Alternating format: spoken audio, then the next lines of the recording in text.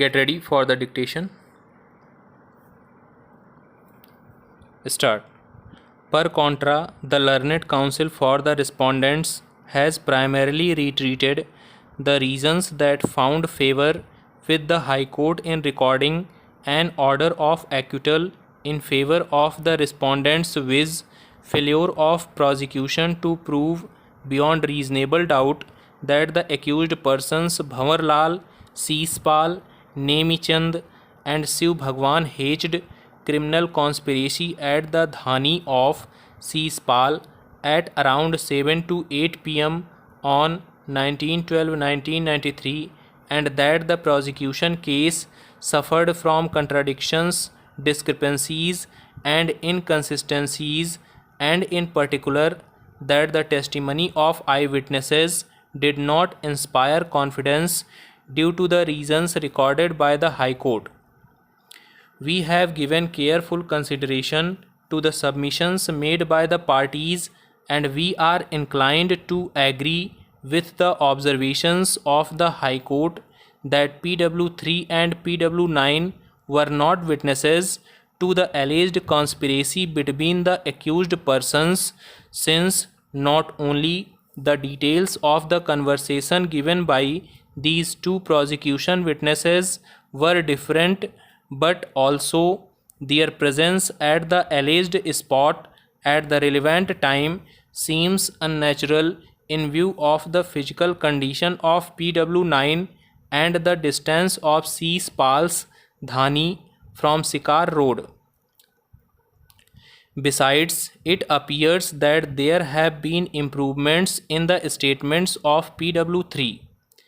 The explanation to Section 162 CRPC provides that an omission to state a fact or circumstance in the statement recorded by a police officer under Section 161 CRPC may amount to contradiction if the same appears to be significant and otherwise relevant, having regard to the context in which such omission occurs and whether any omission amounts to a contradiction in the particular context shall be a question of fact.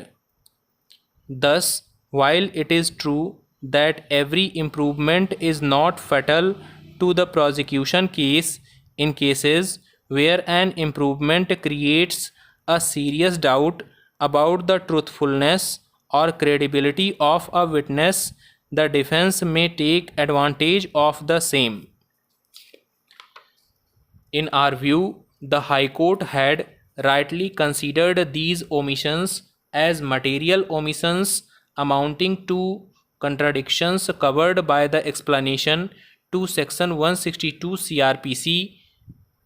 Moreover, it has also come in evidence that there was a delay of 15 to 16 days from the date of the incident in recording the statements of PW3 and PW9, and the same was sought to be unconvincingly explained by reference to the fact that the family had to sit for SOC meetings for 12 to 13 days. Needless to say, we are not impressed by this explanation and feel that the High Court was right in entertaining doubt in this regard. As regards the incident of murder of the deceased, the prosecution has produced 6 eyewitnesses to the same.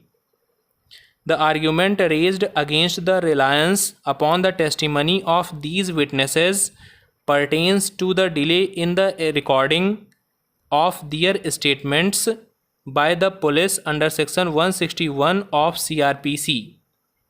In the present case, the date of occurrence was 21/12/1993, but the statements of PW1 and PW5 were recorded after 2 days of incident, that is, on 23/12/1993. The evidence of PW6 was recorded on 26/12/1993, while the evidence of PW11 was recorded after 10 days of incident, that is on 31/12/1993. Further, it is well settled law that delay in recording the statement of the witnesses does not necessarily discredit their testimony.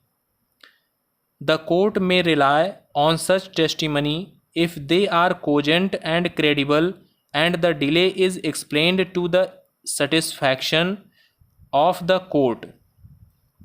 However, Ganesh Bhavan Patel versus State of Maharashtra 1978 for SCC 371 is an authority for the proposition that delay in recording of statements of the prosecution witnesses under section 161 CRPC, although those witnesses were or could be available for examination when the investigating officer visited the scene of occurrence or soon thereafter, would cast a doubt upon the prosecution case.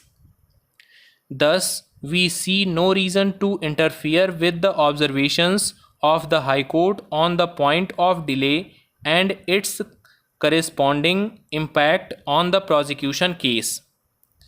Further, the High Court has also concluded that these witnesses were interested witnesses and their testimony were not corroborated by independent witnesses.